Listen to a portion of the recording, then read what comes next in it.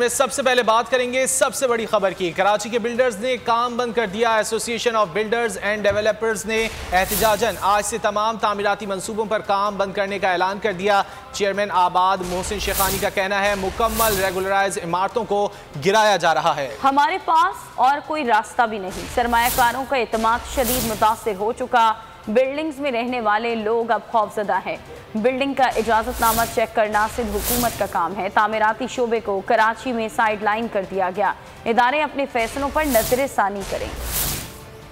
जितने भी हमारे कारोबार कराची में हैं, कल से हम उसको बंद करने जा रहे हैं। जितनी भी साइटें हैं हम कराची में बंद करने जा रहे हैं। जितने भी हमारे अप्रूव प्रोजेक्ट है उनको बंद करने जा रहे हैं। इसकी वजह यह है कि अप्रूवल्स जितने भी लिए हुए हैं उसको कोई इदारे मानने के लिए तैयार नहीं है। और उससे एक आम आदमी को जिन्होंने वो प्रोजेक्ट में अपार्टमेंट लिए हुए हैं या वो जो रह रहे हैं, हर आदमी खौफजदा है कि क्या ये बिल्डिंगें उनकी।